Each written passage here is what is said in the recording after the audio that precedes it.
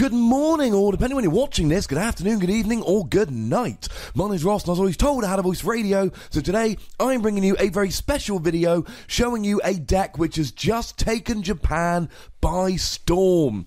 It is Alolan Ninetales GX, a deck that nobody saw coming, but has just taken down a big Japanese tournament. Now, this was actually a team tournament. You would be in a team of 3 people. You would have an ace trainer, a veteran, and a rising star.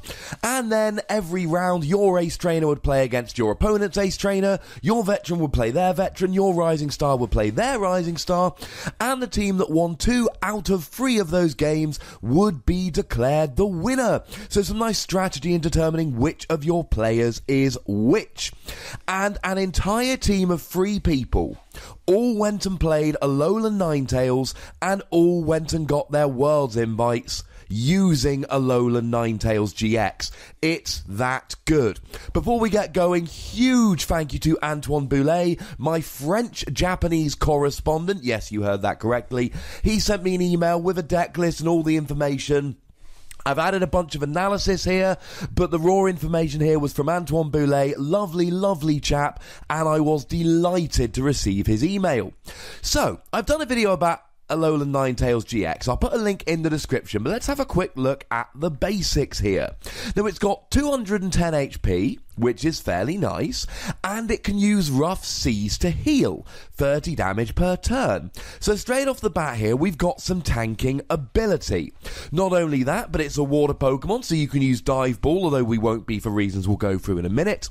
And you can use Aqua Patch, which, as I've said a bunch of times, is Dark Patch for water Pokemon. Attach a water from your discard to one of your benched water Pokemon.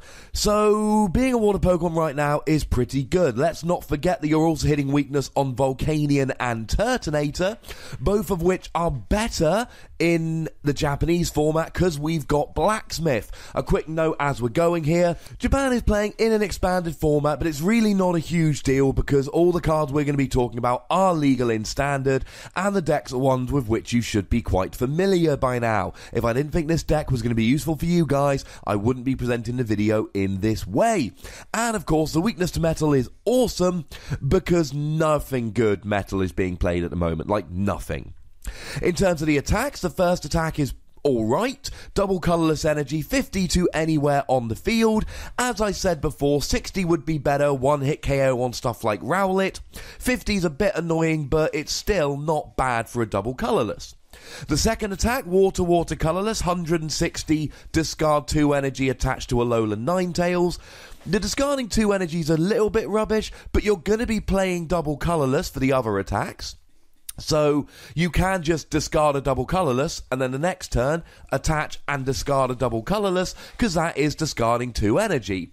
And of course you've got Aqua Patch. So between Aqua Patch and double colourless, you should be able to discard 2 energy per turn most turns with Alolan Ninetales without running out of energy. And the GX attack is amazing.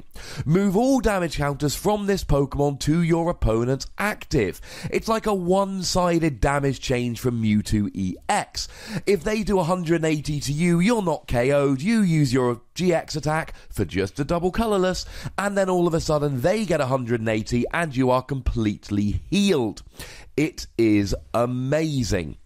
Until you've used it, your opponent has to be really careful if they don't KO you. Now, we also need to have a quick talk about Vulpix here, from which Alolan Ninetales evolves, because Alolan Vulpix is actually super useful, because it's got the attack guidance. For no energy, it's a free attack. Search your deck for up to 2 Pokemon, reveal them, and put them into your hand.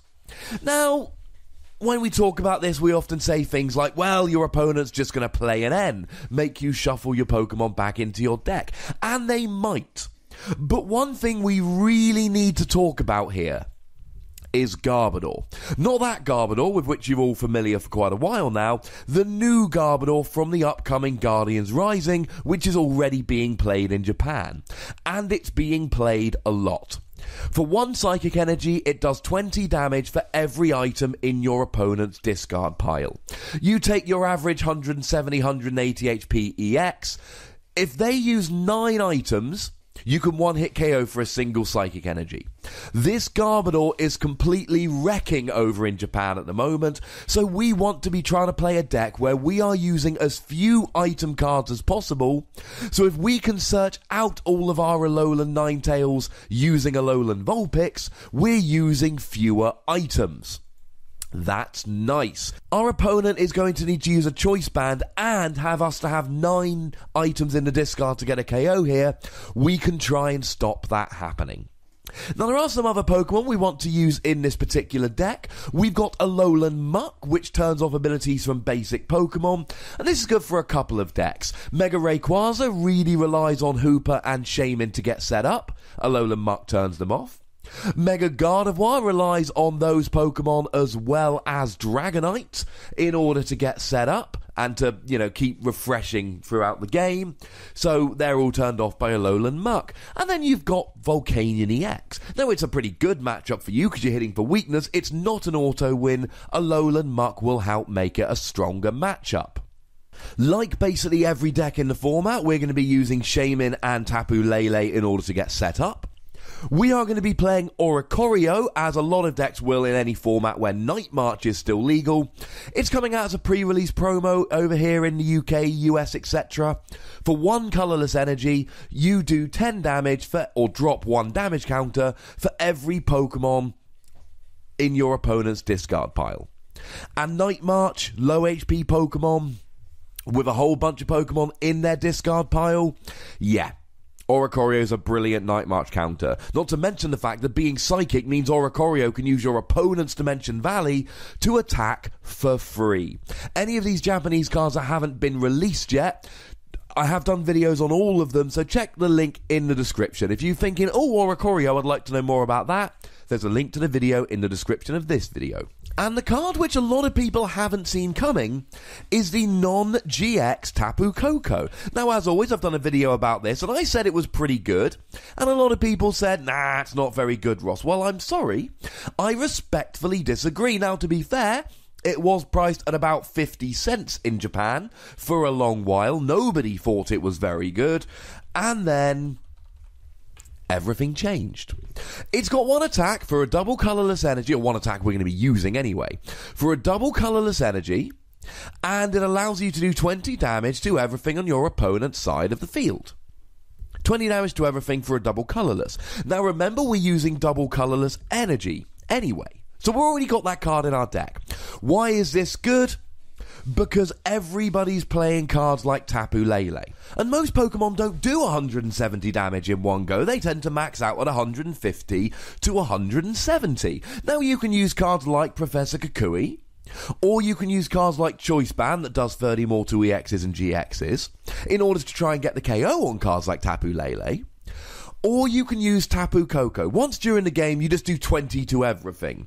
Maybe your opponent plays something like a Max Potion to heal that particular Pokemon, but it's going to be difficult for them to heal all of them. Nobody's playing Fresh Water set.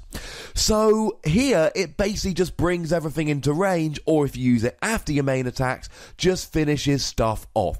A lot of people in Japan are playing 1 or 2 Tapu Koko at the moment, as they very well should be. Now, I'm not going to spend very long going through the non-Pokemon cards, but some of the key ones include Rough Seas, healing 30 damage per turn, playing Ultra Ball rather than Dive Ball because you need to search out Shaman and Tapu Lele, playing Choice Band because it does 30 more to EXs and GXs, and if you're not against an EX or a GX, your 160 attack should get the KO very nicely indeed. Aqua Patch is just too darn good, and Pokemon Fan Club, because we don't want to be using item cards. So you use Pokemon Fan Club to get your Vulpix, you use Vulpix to get your Alolan Ninetales, and because you can use Tapu Lele nowadays to search out supporter cards, you can actually get away with just playing a single copy of Pokemon Fan Club in this deck. Now, we need to finish off looking at the metagame in Japan at the moment, what the top decks in Japan are, and this will hopefully help to solidify why Alolan Ninetales is such a good deck right now. Everybody is playing that new Garbodor that does 20 damage for each item in your discard for a single energy. You need to be playing a card that plays few items, and Alolan Ninetales is that deck. It means that you can use Vulpix to search your Pokemon, you're only playing a stage 1, you don't have to play cards like Choice Band against Garbodor, and you can make sure there's few items in your discard, they're hitting for very little damage, and you're using Rough Seas to heal. Now, Garbodor's not going to be played on its own, it's going to be played with stuff like Tauros, for instance, but with Rough Seas, you can take a few hits from something like Tauros. People are playing Volcanion and Turtonator with cards like Blacksmith, and you're hitting for weakness, which really helps. A lot of people are still playing Trevenant Break and the Trevenant that blocks item cards. Well, you're healing with Rough Seas, so Trevenant Break's attack doesn't do very much to you. That Silent Fear is basically being wiped out every turn. And you're already making a deck that doesn't rely on items, so the item lock is going to be much easier to deal with. A lot of people are playing Decidueye Seismitoad, but that doesn't do a huge amount of damage, and you're healing every turn, and you've got a high HP, and like Trevenant, Seismitoad blocks item cards, but you've made a deck which is designed to run without many item cards. That's not to say you won't be at all affected by item lock, it means you'll cope better than most. And Night March. Well, Night March struggles to hit 210 HP, which is what you've got, and you've got Oricorio to try and counter them. Right now, Alolan Ninetales is an amazing metagame call in Japan. It's a brilliant deck, and it should be winning tournaments. It came out of nowhere. Nobody saw it coming, and then all of a sudden this team is taking down entire tournaments with it. Will it last forever? I don't know, but in the current meta, it's exceptionally good.